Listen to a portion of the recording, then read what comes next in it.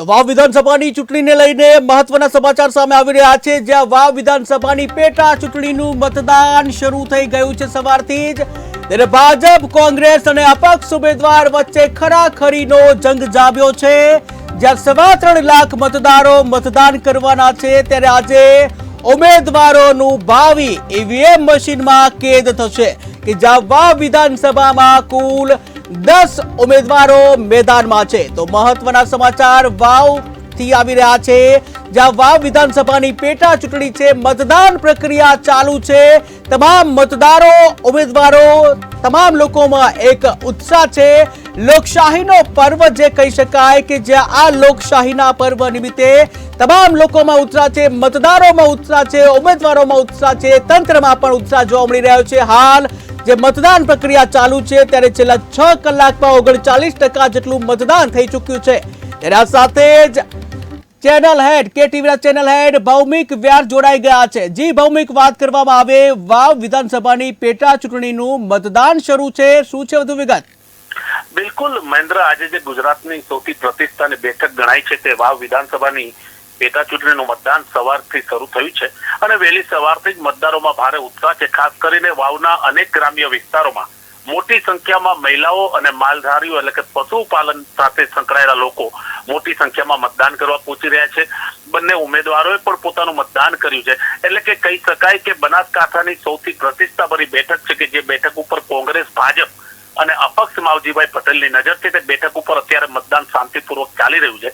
ખાસ કરીને કહેવાય કે જે રીતે મતદાનનો ઉત્સાહ જોવા મળી રહ્યો છે તેની ઉપરથી રાજકીય વિશ્લેષકો એક આંકલન કરી રહ્યા છે કે સાંજ સુધીમાં લગભગ 70 થી 75% વચ્ચે વાવ બેઠક ઉપર મતદાન થાય, એટલે કે ભારે ખમ મતદાન થાય તેવી સંભાવના છે।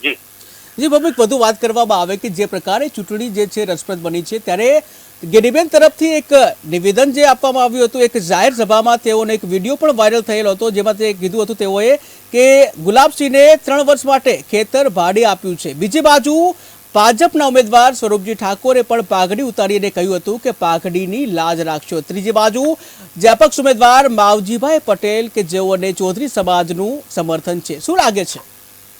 બિલકુલ, આમ જોવા જાવ તો વાવ બેઠકની ચૂંટણી રસપ્રદ એટલે બની છે કે ગુલાબસિંહ રાજપૂત છે તે કોંગ્રેસના યુવા નેતા છે, એને સિવાયથી પોતાની કારકિર્દી શરૂ કરી હતી અને ખાસ કરીને તેઓ ગેનીબેનના નજીકના ગણાય છે અને ગેનીબેને વાવ વિધાનસભા જે જીતી હતી ને ત્યારબાદ તેને ખાલી કરીને લોકસભાની બેઠક જીતી। તેથી ગેનીબેન અને ગુલાબસિંહ અને કોંગ્રેસ પક્ષ માની રહ્યું છે કે ગુલાબસિંહનું ચિત્ર સ્પષ્ટ રીતના મજબૂત છે। બીજી બાજુ સ્વરૂપજી ઠાકોર છે, તેના માટે ભાજપે પોતાના તમામ મંત્રીઓ અને હોદ્દેદારોની ફોજ ઉતારી છે। અલ્પેશ ઠાકોર થી લઈ અને તમામ લોકો સતત બનાસકાંઠા એટલે કે વાવના ગામડાઓ પહોંચી રહ્યા છે, પણ આ ચિત્ર રોમાંચક અને અસ્પષ્ટ ત્યારે થઈ ગયું જ્યારે ભાજપના નેતા માવજીભાઈને ટિકિટ ન મળતા માવજીભાઈએ અપક્ષ ઉમેદવારી નોંધાવી। ભાજપે મનાવવાનો પ્રયત્ન કર્યો પણ માવજીભાઈ ન માન્યા। માવજીભાઈ અનેક ચૂંટણીઓ લડ્યા છે, હાર્યા છે, પણ તેમણે નુકસાન ભારતીય જનતા પાર્ટીને કર્યું છે। તેથી આ વખતની ચૂંટણી ક્યાંક ને ક્યાંક રસપ્રદ છે। માવજીભાઈ કોઈને નુકસાન કરશે, કોને ફાયદો કરશે તે 23 તારીખે ખબર પડશે, પણ બંને પાર્ટીઓને ચિંતા છે કે માવજીભાઈના ઉભા રહેવાથી ક્યાંક ને ક્યાંક આ બંને પાર્ટીઓના એટલે કે ચૌધરી સમાજ છે, રાજપૂત સમાજ છે, તેના મતોનું ધ્રુવીકરણ થઈ શકે છે। જી ભૌમિક, છેલ્લો પ્રશ્ન કે જે રીતે જાતિગત જે મતદાન જે થતું હોય છે દર વખતે દરેક ચૂંટણીમાં, ત્યારે અહીંયા પણ એ પ્રકારનું જે એક બાજુ ઠાકોર ઉમેદવાર છે, ત્યારે બીજી બાજુ છે રાજપૂત ઉમેદવારને ઉતરવામાં આવે છે, અપક્ષ તરીકે ચૌધરી સમાજના ઉમેદવાર છે। ત્યારે ફરીથી એ જ જ્ઞાતિ સમીકરણથી ચૂંટણી જીતાશે કે પછી જાગૃત મતદારો છે કંઈ અલગ દિશા આપશે? બિલકુલ, જો કોઈ પણ ચૂંટણી હોય તેમાં જાતિગત સમીકરણને દરેક રાજનૈતિક પાર્ટી ધ્યાનમાં રાખે છે। રાજકીય વિશ્લેષકો કહી રહ્યા છે કે કોંગ્રેસે ઉમેદવાર જાહેર કરવામાં ઉતાવળ કરી દીધી। ઠાકરસિંહ રબારી અને ગુલાબસિંહ રાજપૂત વચ્ચે જે રેસ હતી તેમાં ગુલાબસિંહ રાજપૂતનું નામ તાત્કાલિક અસરથી જાહેર કરવામાં આવ્યું। ભાજપે આ જ ગુલાબસિંહના નામને લઈને ફાયદો લેવાનો પ્રયત્ન કર્યો અને હારેલા ઉમેદવાર સ્વરૂપજી ઠાકોરને ટિકિટ આપી। ભાજપ માની રહ્યું છે કે ઠાકોર સમાજનો દબદબો છે, અલ્પેશ ઠાકોરના નજીકના છે, તેથી ઠાકોર સમાજના વ્યક્તિને ટિકિટ આપવાથી ભારતીય જનતા પાર્ટી આ બેઠક જીતશે। પણ બીજી બાજુ રાજપૂત અને ઠાકોર સમાજે જ્યારે પાર્ટીએ ટિકિટ આપી તો ચૌધરી સમાજને એવું લાગ્યું કે તેના સમાજના લોકોને ટિકિટ નથી મળી, તેથી માવજીભાઈ અપક્ષ ઉમેદવારી નોંધાવી. હવે ચૌધરી સમાજ કોની બાજુ જાય છે, કઈ બાજુ તેનું મતદાન થાય છે તે કેવું મુશ્કેલ છે. પણ એક વસ્તુ હકીકત છે કે વિકાસના મુદ્દા સાથે, ઇન્ફ્રાસ્ટ્રક્ચરના મુદ્દા સાથે તો ચૂંટણી લડી રહ્યા છે, પણ વાવ બેઠક ઉપર જાતિગત સમીકરણ જોડતોડની રાજનીતિ સાથે પણ આ ચૂંટણી પ્રતિષ્ઠાનો જંગ બની છે.